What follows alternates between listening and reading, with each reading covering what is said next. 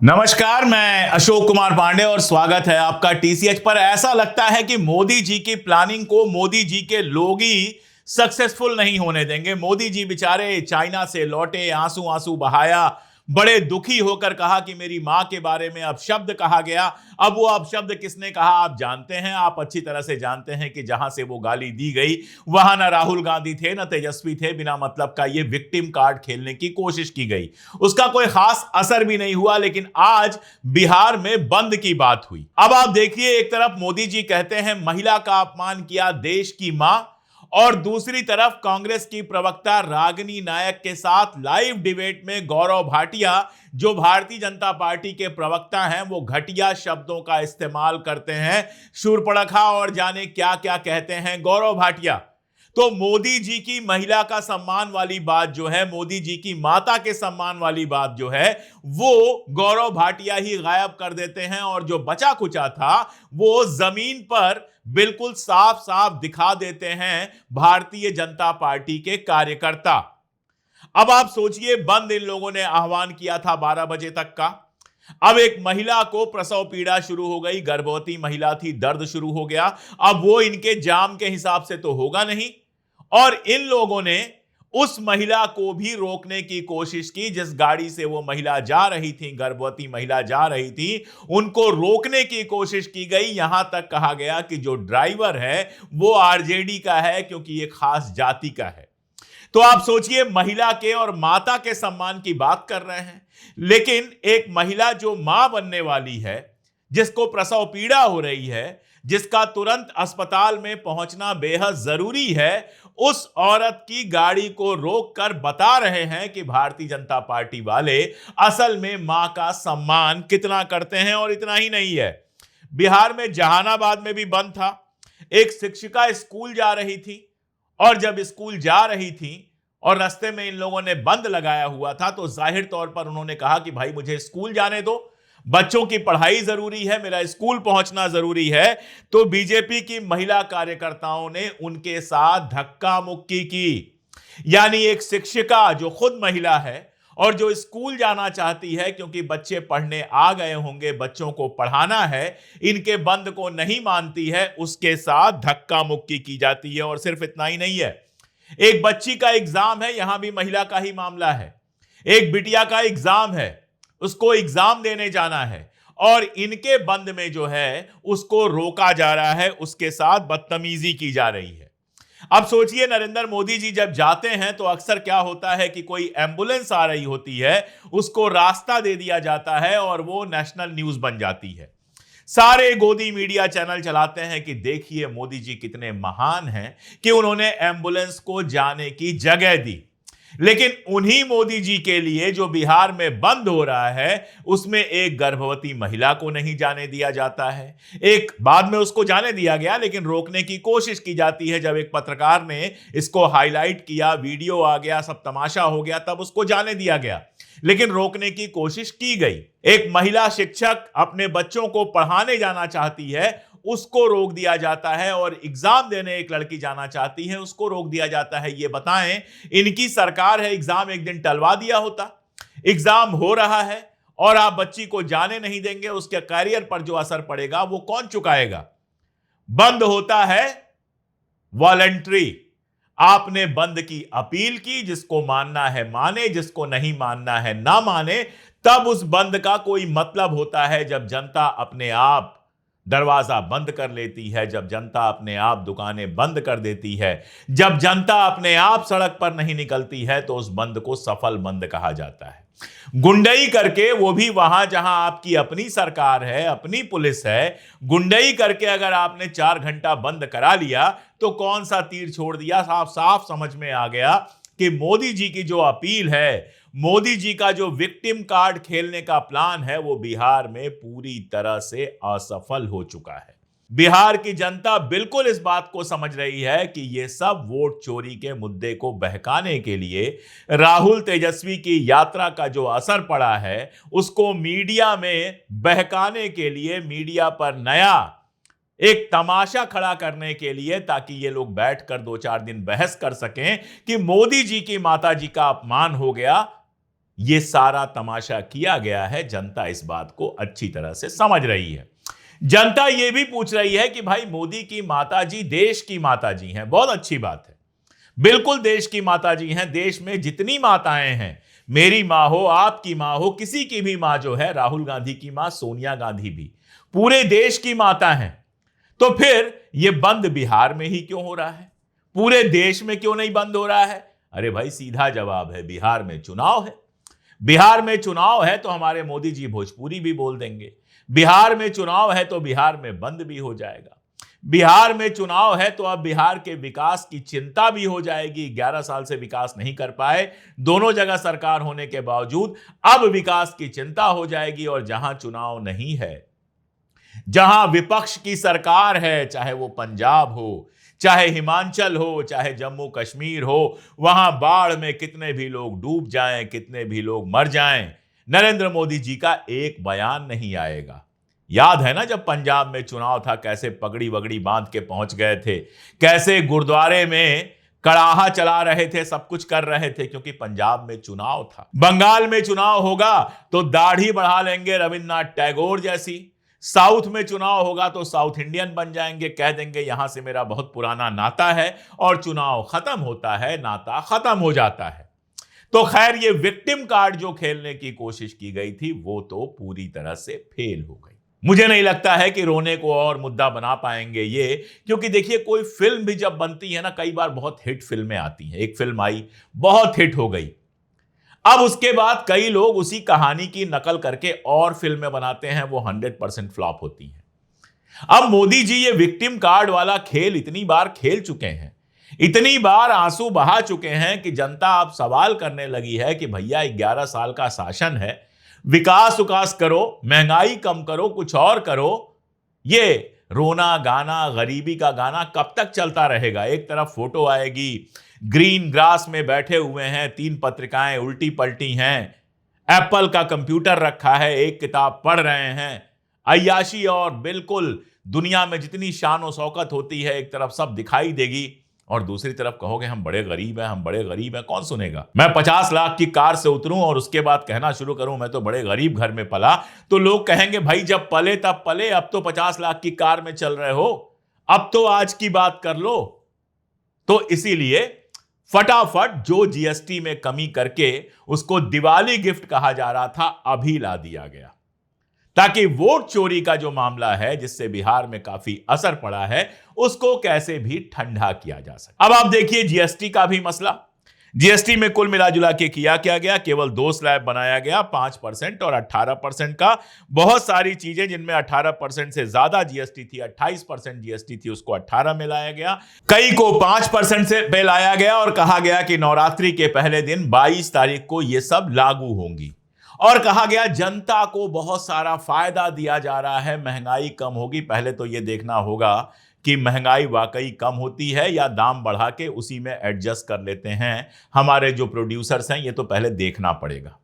दूसरी बात यह है कि आपको इतने सालों से आपने जीएसटी लगाई थी और इतनी हाई जीएसटी लगाई थी, उससे जो आपने लूट की है उसका सवाल कोई ना पूछे और कहे अब सस्ता करके आपने लोगों को बड़ी राहत दे दी है। ये राहत पहले दिन से आपने क्यों नहीं की? राहुल गांधी तो 6 दिसंबर 2020 को एक पोस्ट करते हैं जिसमें गब्बर सिंह टैक्स कहते हैं इसको, और उस समय ही ये बात कहते हैं कि केवल 2 स्लैब होना चाहिए और 18% से ज्यादा जीएसटी नहीं लगनी चाहिए। राहुल गांधी काफी पहले ये बात कह चुके हैं। फिर इतने साल तक ये क्यों टाला गया? पिछले 5, 7, 8 सालों तक लगातार हायर जीएसटी क्यों ली गई? लोगों के मेडिकल इंश्योरेंस तक पर जीएसटी क्यों ली गई? इस लूट का जवाब पहले दीजिए कि इतने साल तक लूट क्यों की गई। ये तो बड़ा अच्छा है, आप कोई सामान बाजार में उतारें, उसकी कीमत हो 10 रुपए, बढ़ा के कर दें 50 रुपए, और उसके बाद जब जनता नाराज हो तो 50 रुपए से घटाकर 30 रुपए कर दें या 15 रुपए कर दें और कहें मैंने बड़ा फायदा कर दिया जनता का। साहब 50 रुपए भी तो आप ही ने किया था, तो जनता को लूट भी आप ही रहे थे। अब आपने कम कर दिया है, कम क्यों हुआ है इस बात को समझना चाहिए। टैरिफ लगने के बाद से मार्केट की हालत खराब है। टैरिफ लगने के बाद से जो हमारे कैपिटलिस्ट हैं वो परेशान हैं। तो देश के अंदर थोड़ी डिमांड बढ़े, लोग मार्केट में जाएं, सामान खरीदें, इसके चलते जीएसटी कम की गई ताकि इंडस्ट्रियलिस्ट के पॉकेट में कुछ पैसा पहुंच सके। सारा खेल डिमांड बढ़ाने का है कि डिमांड बढ़े। इंश्योरेंस सेक्टर जिसमें बहुत सारी तबाही आई हुई है, इंश्योरेंस सेक्टर को थोड़ा सा बूस्ट मिले। अभी तक उस पर जीएसटी लगती थी, अब जीएसटी नहीं लगेगी तो उम्मीद की जा रही है ज्यादा लोग इंश्योरेंस कराएंगे। मेरा सवाल तो बहुत साफ है कि इंश्योरेंस बेस जो आप पूरा का पूरा हमारा हेल्थ सेक्टर बना रहे हैं वो भारत जैसे गरीब देश के लिए नहीं है। इस देश की एक बहुत बड़ी जनता ऐसी है जो 2 जून की रोटी के लिए परेशान है या मुश्किल से इतना कमाती है कि अपनी किसी तरह से दाल रोटी चला पाए या जरूरत की जो चीजें हैं वो खरीद पाए। उसके लिए इंश्योरेंस एक बहुत बड़ा बोझ बनता है। सीधा सवाल यह है कि सरकारी अस्पताल कैसे बर्बाद किए जा रहे हैं। क्यों चाहिए हमें 5 स्टार अस्पताल?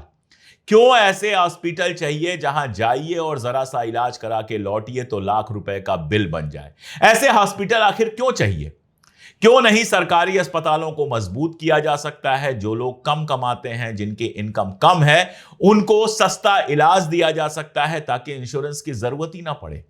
लेकिन पूरे चिकित्सा सेक्टर को इंश्योरेंस बेस बनाया जा रहा है। और इंश्योरेंस में हालत क्या हो रही है, अभी पिछले दिनों की बात याद कीजिए आप।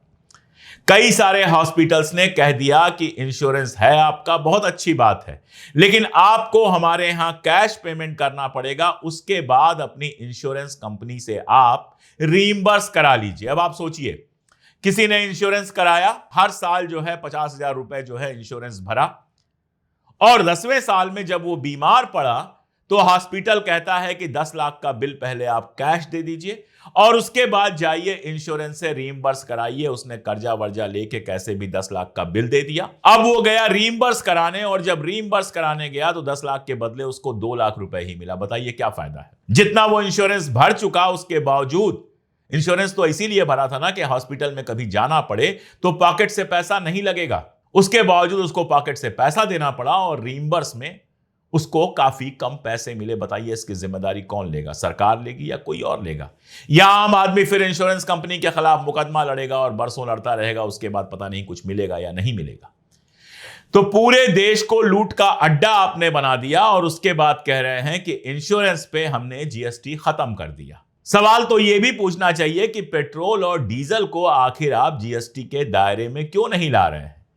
क्योंकि पेट्रोल और डीजल को अगर जीएसटी के दायरे में ला देंगे और 18% भी अगर लगा देंगे तो पेट्रोल और डीजल की कीमत आधी से भी कम हो जाएगी, 50-55 रुपए हो जाएगी। लेकिन पेट्रोल और डीजल पर तो मोटी कमाई करनी है, सरकार को कमाई करनी है, कंपनियों को कमाई करनी है। पेट्रोल और डीजल कोई विलासिता की चीज तो है नहीं। वो तो आम आदमी जो मोपेड चलाता है, स्कूटर चलाता है, स्कूटी चलाता है, बच्चे स्कूल जाते हैं, लड़कियां स्कूल जाती हैं, ऑफिस जाते हैं, जो बंदा ब्लिंकिट का सामान बेचता है, जो बंदा घूमता है, ये सारे बंदे दफ्तर जाता है, बाइक खरीदते हैं किसी तरह से और उसमें पेट्रोल डलाते हैं। और रशिया ने प्राइस कम कर दिया है, उसके बावजूद 20% एथनॉल मिल गया है, उसके बावजूद पेट्रोल की कीमत 1 रुपए नहीं घट रही है। तो अगर आपको जनता से इतना प्यार है तो पेट्रोल और डीजल पर जीएसटी लगा दीजिए, महंगाई तुरंत आधी हो जाएगी। सारी चीजों का ट्रांसपोर्ट जो होता है वो पेट्रोल और डीजल से होता है। तो जो ही आपने पेट्रोल और डीजल का दाम कम किया, ट्रांसपोर्ट की कास्ट कम हो जाएगी, चीजों की कास्ट कम हो जाएगी, महंगाई कम हो जाएगी और हर मिडिल क्लास परिवार का जो बजट है उसमें 2-4 हजार रुपए जुड़ जाएंगे पेट्रोल की कीमत कम होने से।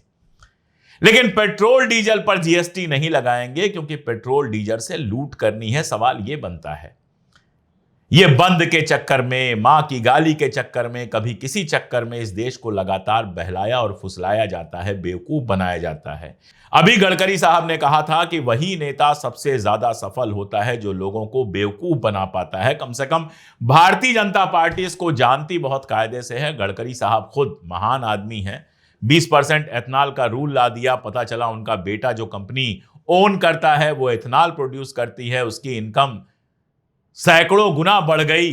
जनता के साथ जो हो रहा है तमाशा वो हो ही रहा है। गडकरी साहब ने कहा था 25 रुपए या 30 रुपए लीटर मिलेगा और आज पेट्रोल 100 रुपए से ऊपर मिल रहा है। एथनॉल के बावजूद गाड़ियों का एवरेज कम हो गया है। तो हो कुल मिला जुला के ये रहा है कि पेट्रोल जो 102 रुपए का मिल रहा है वो एथनॉल मिलाने के बाद हमको 115 या 120 रुपए का पड़ रहा है।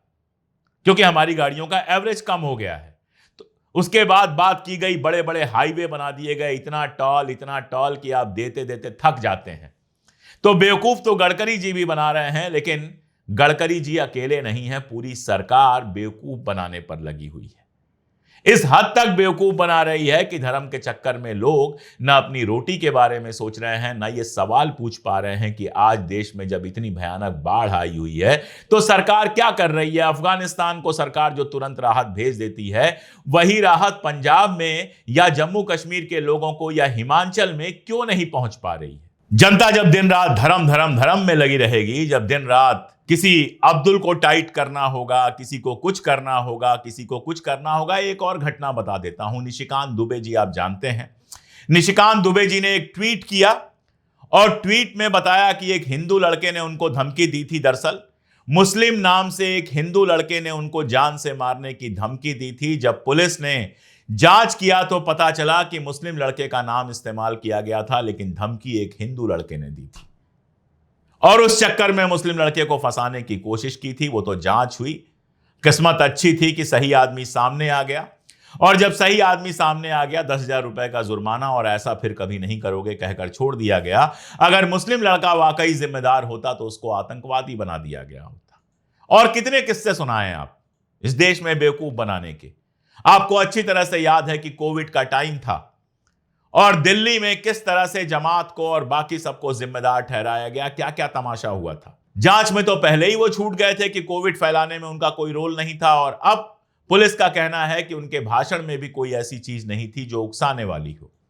उमर खालिद को 5 साल से जेल में रखा गया है, शर्जिल इमाम को 5 साल से जेल में रखा गया है, खालिद सैफी को 5 साल से जेल में रखा गया है, गुलसिफा फातिमा, मिरान हैदर, इन सबको 5-5 साल से जेल में रखा गया है। जमानत नहीं मिल रही है ऐसे ही आरोपों में, और जनता खुश है। जनता इसी में खुश है कि मुसलमानों को जेल में रखा गया है।